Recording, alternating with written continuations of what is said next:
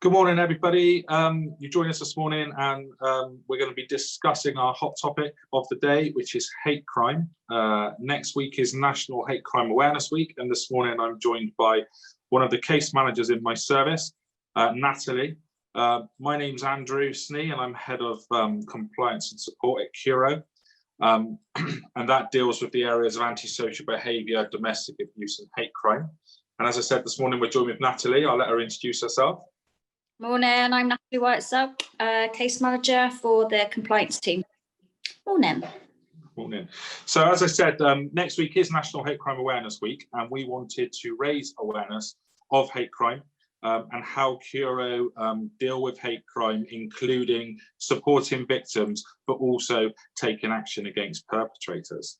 So for those of you who don't know, hate crime is an offence, any offence committed against person or property which is motivated by the offender's hatred of people because they are seen as being different.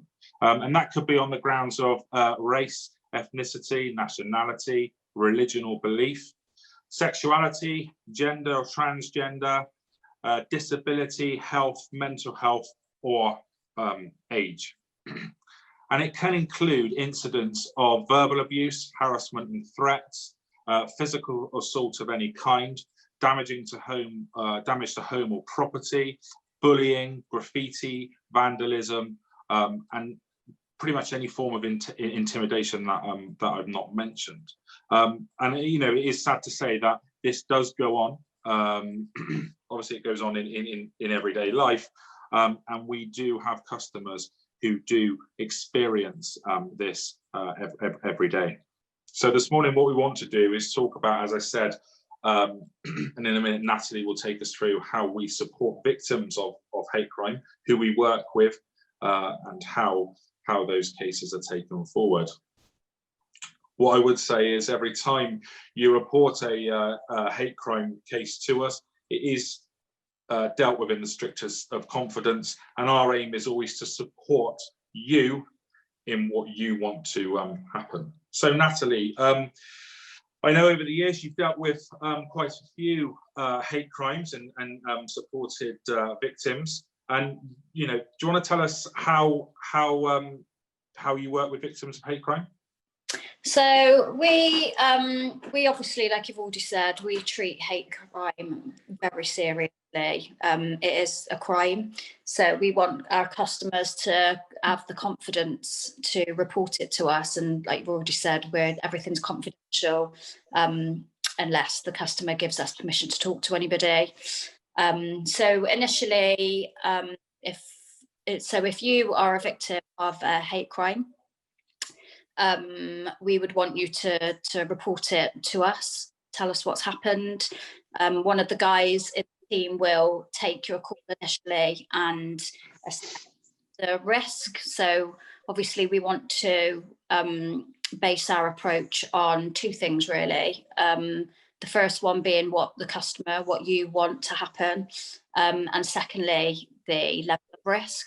So at that point, we're going to need to determine if any immediate action needs to be taken.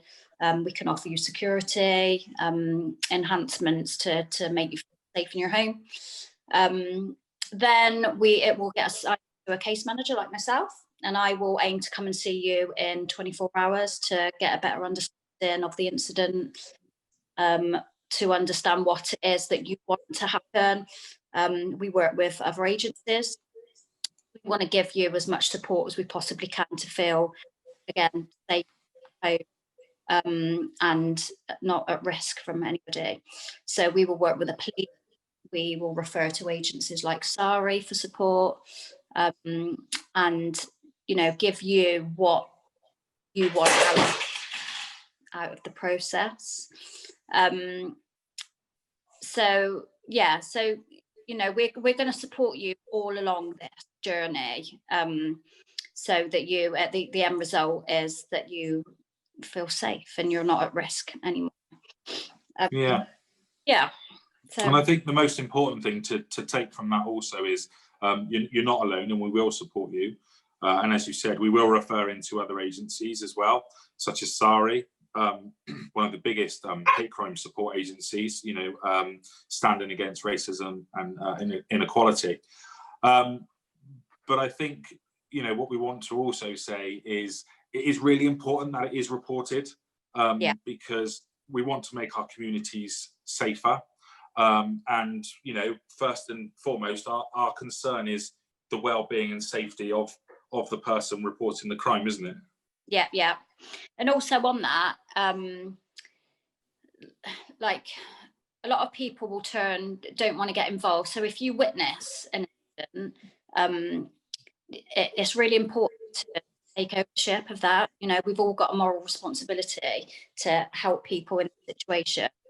So we would want anybody that witnesses anything they can report it to us, they can report it straight to the police, but don't ignore it, because somebody could be at real danger and you could be helping them to get them to a place of safety. So, you know, colleagues, anybody can report it to us or the police.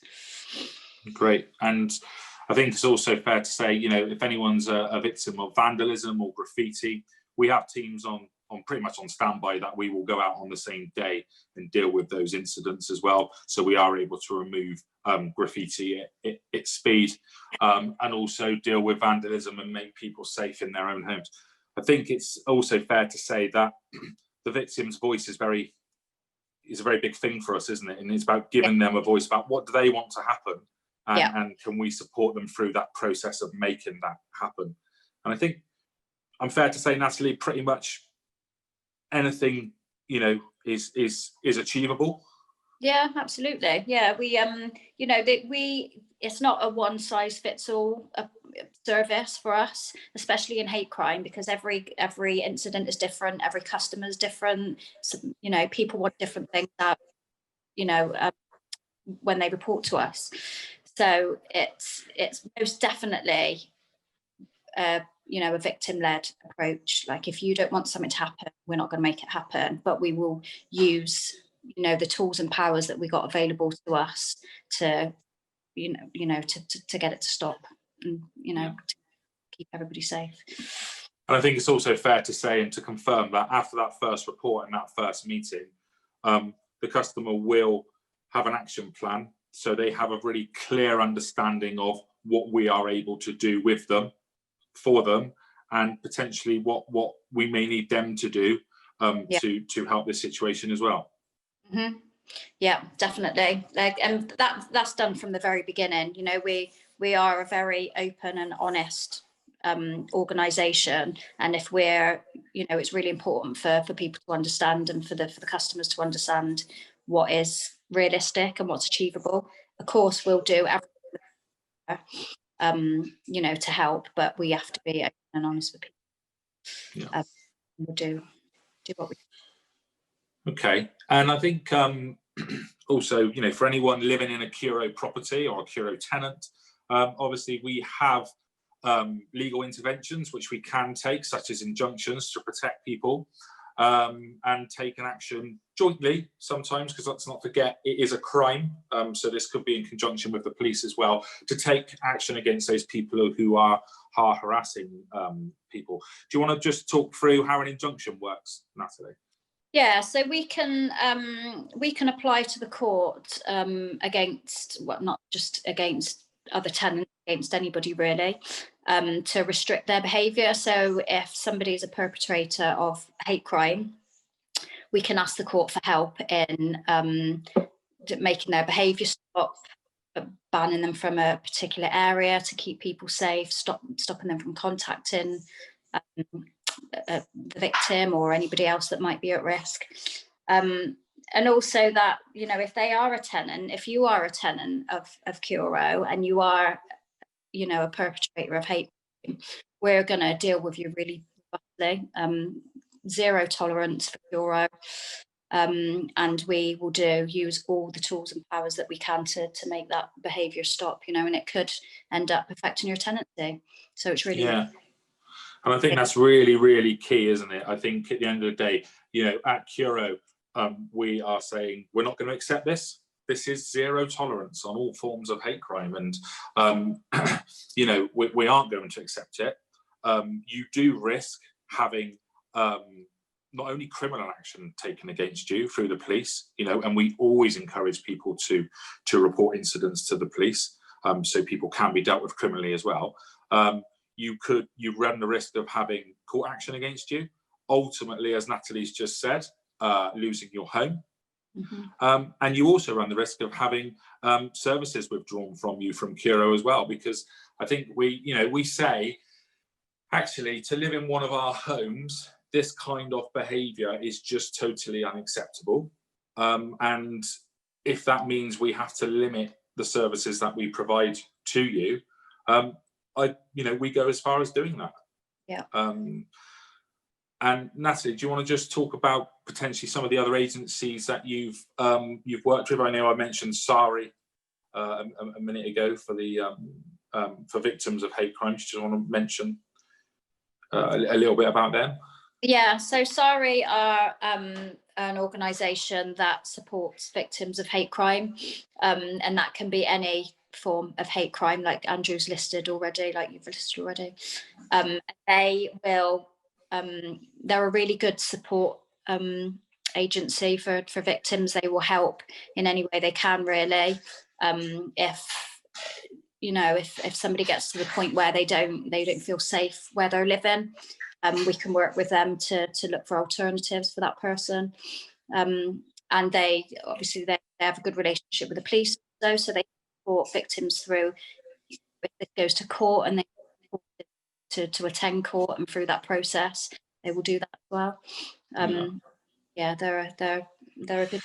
Yeah, and I think these support agencies are really key. There are others, Diversity Trust, Brandon Trust, and they're really key, aren't they? Because they can be there from day one as well, offering the support. They offer a different aspect sometimes to the case, but also they're really helpful in keeping the victim at the heart of everything that we do, giving them that voice, and certainly talking with us and other agencies about the action that we're able to take. I think to make this a really joined up process, I sit on the BAME's Strategic Hate Crime Partnership, which is chaired by the police. And that's agencies coming together to look at how individual organisations are dealing with hate crime, what actions they're taking, levels of cases, are there any hotspots, are there any things we need to be doing better, and really learning from each other, what works, what doesn't work. And then I think under that, there's the hate crime panel, which one of Natalie's managers sits on. And again, that's with other housing providers and support agencies. And that's where we review individual cases, Natalie, to make sure we're keeping our side of the action plan, but also, these cases aren't becoming stuck, and we're able to maintain progress and ultimately get that victim to a safer place, would you say? Yeah, absolutely. Yeah, that's the safety and well-being of the customers is paramount, and we'll work with whoever we need to and do what we can to make that happen. Okay, so for me, the key messages coming out of this hot topic discussion this morning are: we will support victims, we will deal with perpetrators robustly, we do have a zero tolerance against hate crime, and we will take action. But the most important thing for me in all of that is we really want people to report. We are here for you. We do work with other agencies. We do want to take this action, and we will support you through that process. Is there anything key that you want to just say, Natalie? It's just to reiterate that, really. We want people to have the confidence to report it to us and know that we're going to listen, and we're going to do something about it to help. It's just please report anything that you need to, or if you witness anything, come and see us. Okay, thanks very much. Thanks, Natalie. Thanks for joining us this morning, and look out for another Curo hot topic coming your way soon. Thank you. Bye. Bye.